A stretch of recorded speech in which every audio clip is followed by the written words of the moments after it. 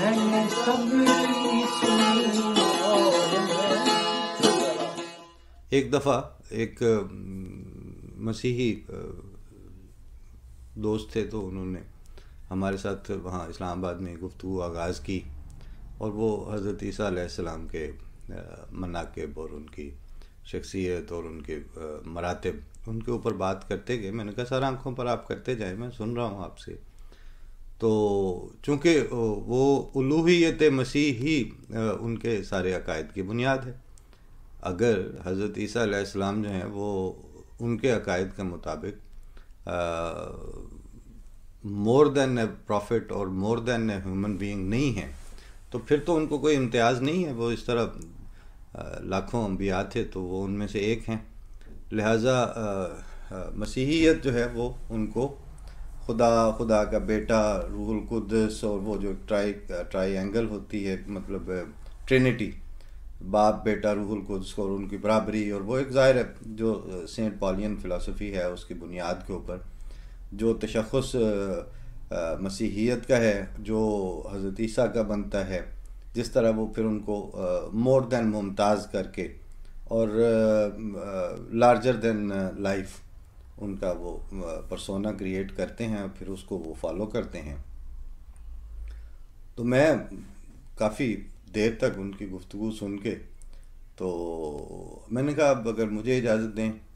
तो गुजारिश है कि जो भी खुदा ताला की तरफ से लिस्ट और फ़हरिस्त आती है इतने तसलसल के साथ फ़रिश्तादों की, उसके अंबिया की, उनका बुनियादी काम क्या होता है कि वो मखलूक को खुदा की तरफ बुलाते हैं। कहते हैं जी बिल्कुल ऐसे ही है। यानी अगला सवाल ये है कि वो तौहीद ही का क़याम होता है ना बुनियादी तौर पर। तो यानी मखलूक अल्लाह ताला के तसव्वुर से, अल्लाह ताला की ज़ात से, उससे ताल्लुक़ से दूर होती है,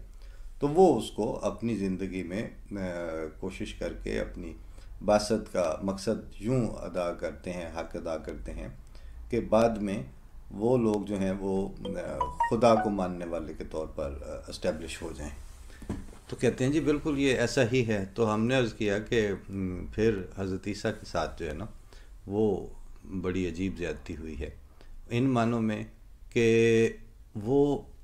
थे नबी, लेकिन जब वो चले गए तो उनके पैरोकार जो हैं उनको वो खुदा के तौर पर मानना शुरू हो गए। यानी उनकी बासत का जो आउटकम ज़ाहिर हुआ आप लोगों की सूरत में और पैरोकारों की सूरत में, वो ये है कि वो एक ऐसी हस्ती के तौर पर मुतारफ़ हुए दुनिया में जो उनका दावा भी नहीं था और जिस लिस्ट का भी वो हिस्सा नहीं थे। यानी अगर आप उसको एक फ़िक्रे में सम अप करें तो वो ये है कि खुदा वो थे नहीं, नबी आपने उनको रहने नहीं दिया। तो इसी तरह से हज़रत सल्लल्लाहु अलैहि वसल्लम के बाद जितनी तहरीकात हैं वो आती जा रही हैं और वो अपने आप को मुतारिफ़ भी करवाते हैं, फिर उनके ऊपर मेहनतें भी होती हैं। वो कभी ज़ाहिर है कि एक बात तो तय हो चुकी होती है कि जिस वक्त आपको तहरीकें चलाने की ज़रूरत पेश आती है, और वो चाहे खिलाफत की तहरीक हो, चाहे वो पॉलिटिकल थाट की हो, चाहे वो रीयूनिफिकेशन थेरी हो, यानी एटॉमिक नहीं, मतलब ये जो सोसाइटी की होती है मुसलमानों को दोबारा आप इत्तेहाद बैनुल मुस्लिमीन, तो इत्तेहाद, ये सारी तहरीकों का मकसद यही होता है कि जब ये तहरीकें कायम होती हैं तो एक बात बहरहाल तस्लीम शुदा होती है कि अब इत्तेहाद नहीं रहा, अब वो अपनी उस लाइन पर नहीं है, जब भी तो उसकी तहरीक की ज़रूरत पड़ती है। तो उस तहरीक के नतीजे में जो आपने रिज़ल्ट्स हासिल करने हैं, नताइज, वो नताइज आपके बताते हैं कि आप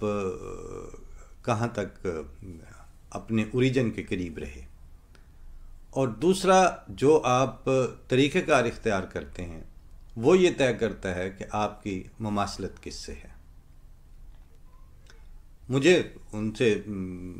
रात भर जो ज़ाहिर है उनकी बातें सुनी तो ख़्याल आया कि अब लोग बात करेंगे। हमें इन मानों में तो ज़ाहिर है कि उससे कोई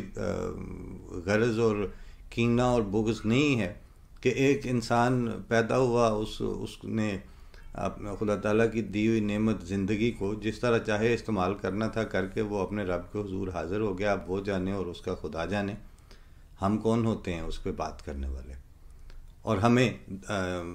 कोई फतवाबाजी का भी शौक़ नहीं है। हमें तो ये है कि आप अगर अपना घड़ा जो भर के, आपने वो मियाँ मोहम्मद बख्श साहब ने कहा है ना कि सब सैयाँ इत्थे पानी नवाइयाँ,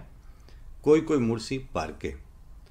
जिन्हों ने भर के सिर ते तर ले पैर तरन जर जर के। जिनके लिए पंजाबी मुश्किल हो ज़रा बात, उनके लिए है कि जो यहाँ सारी सहेलियाँ इस कुएं पे,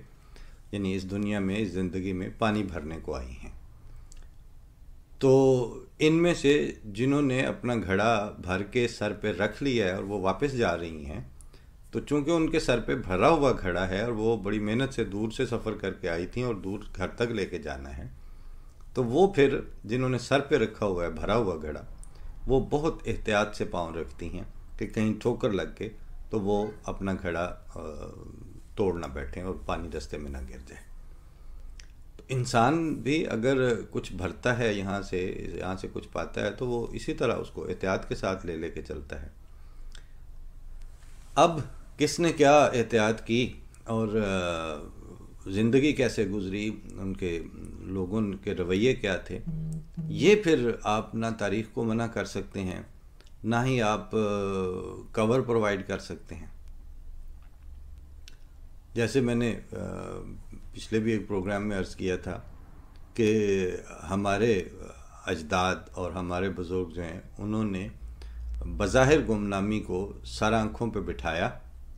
और फ्यूचर जो था उसको तामीर करते गए और अपने रवैयों के ऊपर कंप्रोमाइज़ नहीं किया।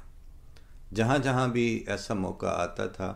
जहाँ पे आपके जज्बात की, आपकी कैफियत की और आपके रद्द अमल की जो डोरियाँ हैं,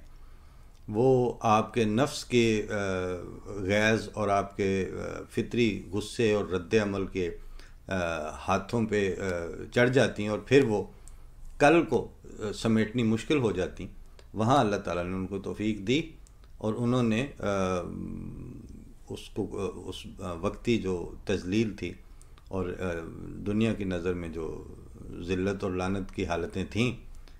उनके ऊपर अपने रवैये को तब्दील नहीं होने दिया। आज वो वक्त आया कि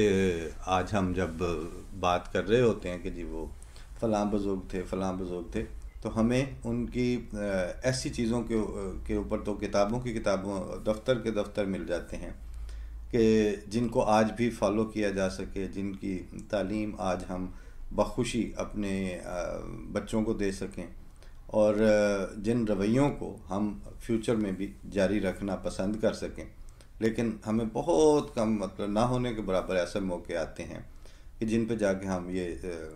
पलट के ऐसे देखें और फिर मजबूर हो जाएंगे यार ये क्या किया उन्होंने। बल्कि एक गालिबन जो दूसरे इमाम थे जमात अहमदिया के, उनके तरफ ये मंसूब है बात, और उनमें जब सख्त ज़ुबानियाँ उस वक्त हुआ करती थी, अताउल्लाह शाह बुखारी की, और लिखने वालों में मौलाना ज़फ़र अली ख़ान थे, और इस तरह हर तरफ से ज़ाहिर मुखालफत थी। और वो उन्होंने जो अक्सरियत का एक अपना ज़ोम होता है, उस ज़ोम में इंसान ये नहीं सोचता कि मैंने ये बात करनी है या नहीं। बकौल जॉन एलिया के हमने सोचा नहीं था वहशत में कि कुछ सुखन तो ज़ुबान के थे ही नहीं। तो वो उनसे वो जो ज़ुबान के सुखन नहीं होते वो भी चूँकि सरजद हो रहे होते हैं, तो वो बाज़ अहमदियों ने उस पर तिल मिला के कहीं हज़रत खलीफतुल मसीह सानी के जो थे उनसे ये कहा कि जी आप इस तरह जवाब, उन्होंने कहा कि आप मेरे सामने जब मैं बात करता हूँ या मैं खुतबा दे रहा होता हूँ या अपना रद्द अमल ज़ाहिर कर रहा होता हूँ, तो मेरे सामने ये सामने वाले मुखालफीन ही नहीं होते, आइंदा ज़माने भी होते हैं। आज अगर ऐसी ज़ुबान में जवाब दे दिया जाए तो कल को हमारी नस्लें जो हैं वो जब ये वक्त गुज़र चुके होंगे तो वो इसको पढ़ के तो वो शर्मिंदा ना हो, मुझे ये भी देखना होता है। ये उनकी ओवरऑल बात का मफहूम था। तो आज जब हम वक्त तो वो गुज़र गए हैं, लेकिन आज हम देखते हैं कि वाकई अगर किताबों में उस तरह का रद्द अमल छपा होता जो आज हमें पढ़ने को मिलता है वो मुखालफिन की, कि लीडरों और उनके आइम्मा की तरफ से, तो जाहिर है कि हम फिर उसको जस्टिफाई ना कर पाते और हमें समझ भी ना आती कि अब हम क्या करें। और ख़ैर उसका तीसरा एक नुकसान पहुंचता कि आज हम इस तरह बात ना कर रहे होते, हमारे मुंह से भी झाग उड़ रही होती, हम भी उसी तरह मुख्तलिफ़ लोगों के लिए मुख्तलिफ़ किस्म के फतवे और उनके लिए ये जायज़ और मुबाह समझ के तो उसी का हिस्सा बने हुए होते।